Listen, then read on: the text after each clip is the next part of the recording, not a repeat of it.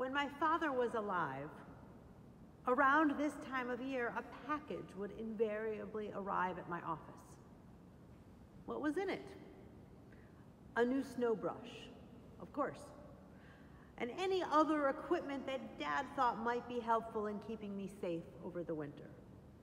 And with that, no doubt there was a reminder to keep a blanket in my car and not let my gas tank gauge fall below 1/2. Dad was protective, predictable, and utterly unsubtle in his worry. He was equally unsubtle in his edits, opinions, and other communication to his daughters. Right before I moved to Chicago in 1995, we celebrated Dad's 65th birthday and got him a modem for a gift. Well, that was it. Internet run wild, or AOL as it were. He sent daily emails, news reports, updates on who he saw picking up lunch, funny tidbits, sermon ideas, commentary on work, life, the world, you name it, photographs. He was my personal clipping service. It was great, and I looked forward to his daily emails, usually more than once daily. Dad used big fonts, bolded type, red and blue when he wanted you to notice something, and if he used yellow highlighting, you better pay attention.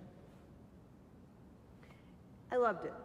I made fun of him, but I really appreciated it. Dad transcribed recipes from Mom, sent me ideas for writing and teaching, and just sent me missives that said, "Hi, I love you," always signing, "Love me" or "Love Dad." Subtle they were not. This week was Dad's 12th yahrzeit on the Jewish calendar, and so I was thinking about him even more than usual, if that's possible. A few weeks ago, I was on a call with some clergy colleagues as part of our Institute for Jewish Spirituality clergy leadership program. And one of my friends in the group, who knew my father way back when, asked, "What would Barry do?" And I thought about it. His question was asked as we approached the election. We were meeting just days before the election, and we feared great strife in our communities, in our country, and reflected on what we could do as spiritual leaders. Dad would, of course, urge us to speak civilly to one another, and would no doubt go to people who were disputing one another or arguing privately and quietly and try to bring them together to peaceful conversation. That was his way. The conversation got me thinking, gratefully, to the larger lessons of my father's life. For while we all should drive carefully in the snow and watch our gas gauges, you don't need me or my father to tell me that, I am certain. My father was, as so many of you know, an extraordinary father and grandfather, and an inimitable congregational rabbi. He served Congregation B'nai Jeshurun in Short Hills, New Jersey for half a century, really, even into retirement. And he served our country as a United States Naval chaplain, 2 years on active duty and a near 3 decades after that as a reserve chaplain, and in positions of leadership within our rabbinic organization, guiding and mentoring other chaplains.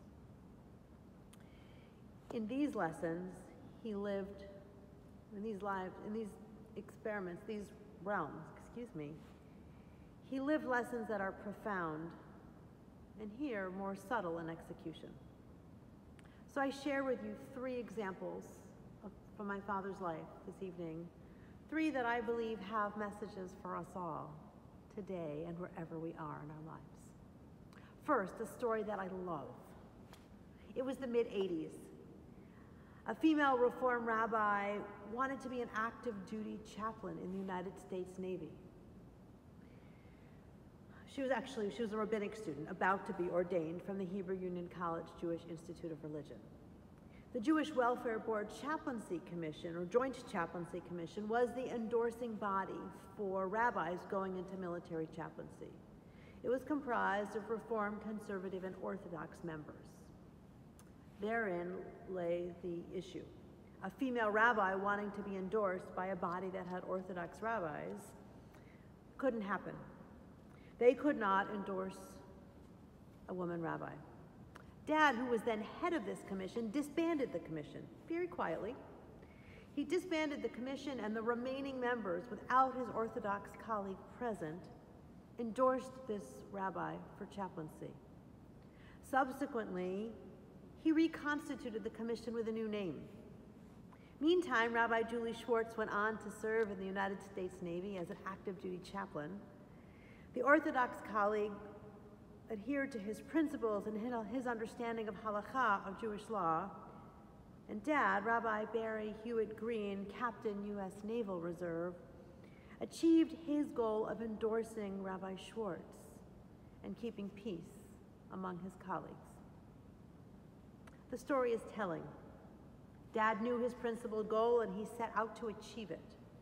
He diplomatically worked with a hidden hand, or at least behind the scenes, to make his goal happen. And as he did, he sought peace, not controversy.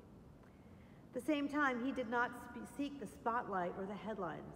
Sure, Rabbi Schwartz got headlines for ascending to the chaplaincy in the United States Navy, but Dad did not seek the headlines. In fact, if you Google it, you don't see him there other than him talking about it years later, his pride in this event.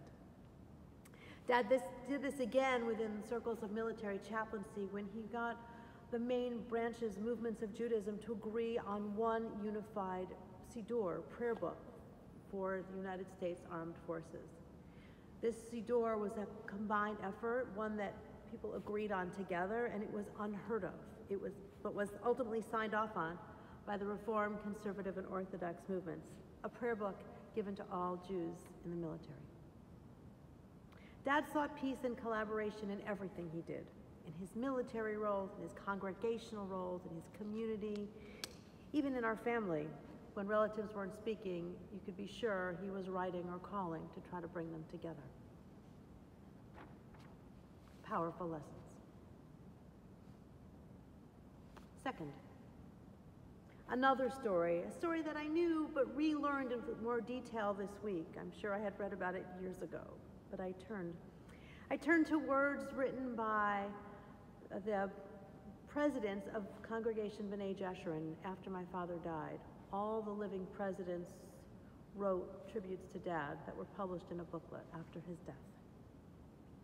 One, Fred Frankel, wrote about Dad telling this story. Fred wrote, "Some years back, a dispute over the placement of a creche scene at the Short Hills train station exploded. Parties on both sides were incensed. A town meeting erupted into anti-Semitic commentary from the audience. The town was on the brink of ugliness. And Dad," Fred writes, "apparently took control and used what Fred described as his unmatched relations with all local clergy to hold a meeting. Prior to the meeting, he met with his clergy colleagues. He talked to all the key religious leaders and got them to agree that diffusing the situation was in the best interest of everyone. Clergy returned to their posts and convinced their congregants to stand down. The situation was diffused. Dad orchestrated the whole situation. He never took credit. He just got the job done." That description is so Dad, so BHG as he was called. He orchestrated the situation. He never took credit, and he got the job done. That says it all. There's a theme, can you tell? The third story is not exactly a story, but a compilation of stories I've heard over the years. It was about Dad's ask, A-S-K. His ask, while he certainly made financial asks, this ask was not a fundraising ask. Dad would walk up to people and tap them on the shoulder, literally and figuratively. They might have just joined the synagogue, they might have been long-term members, they were people of all ages. He would walk up to people and say, "Would you blank? Would you think of bringing your skills to Temple to do this, to help create that, to help someone looking for a job, to step into a leadership role?" The BHG ask was about the task, about quietly helping someone in need, about making a big Seder happen or an Israel Expo or coming onto the board. But it was more than the ask. Sure, Dad wanted to make a difference, and he did. The congregation resettled countless Soviet Jews. He had people step up to reorganize the computer systems, celebrate synagogue anniversaries, bring leading musicians early on in their careers, like Debbie Friedman, for example, to the synagogue. But Dad's ask was about something else. When he tapped someone on the shoulder, he was giving them an entryway, a way to connect with the community, a way to meet others, a way to feel that B'nai Jeshurun was theirs, to own it, as it were, to know that this was their place and they were empowered and they were connected. So each ask, each tap on the shoulder opened the door for the person to whom he spoke. This week, as you probably heard in the news, the Northeast got hit with a really big storm, a snowstorm. I had to laugh as I was making sure my mom was okay with snow precautions there. I had to think that if the snow were hitting here and Dad were alive, he'd be calling me. Did you check this? Did you do that? Do you have enough snow melt? Is your shovel by the front door? Is your snow brush in the car? Etc.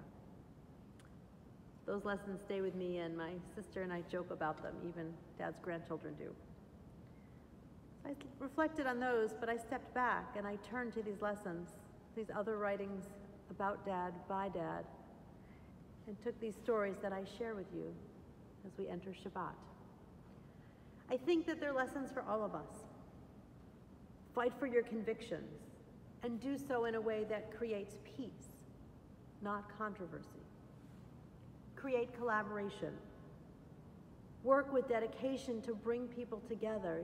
If it means in the public forum or in the private realms, coming together to have people agree to make peace, to get the job done. Get out in front of the crowd when you need to, but don't draw attention to yourself for its own sake. In fact, step out of the way and let what's important be important. Get done what you need to get done, and remember what's important. It's not about you. And then give folks purpose. Give them a sense of connection and purpose to make things happen and to make meaning. Because when we do that, we create community and we strengthen community. Certainly, so many of these lessons are ones that we live here at NSCI. I challenge you as we end 2020 and we enter 2021, as we finish Hanukkah celebrating miracles, and we celebrate new miracles, certainly as we see medical professionals rolling up their sleeves this week to get vaccinations to end this era of COVID. We see amazing things going on. We look to change. We look to building what we have. So take these lessons. Work with me, work with us toward peace, toward getting the job done, toward bringing people together, to fighting for our convictions, not unlike the Maccabees or like the Maccabees. And let us bring others together with a sense of purpose and meaning. In these challenging times, really in any times, I often turn and wonder what Dad would do. I sometimes yell in my office or think in my head or talk while I'm walking on the beach. I don't always know, but I tend to. I invite you to join with me. I refreshed my stock of answers this week as I turned to writings by and about my father. Won't you join me? Join me in sharing this wealth of wisdom and putting it to work. Toda Rabbi. Thank you so very much. Shabbat Shalom.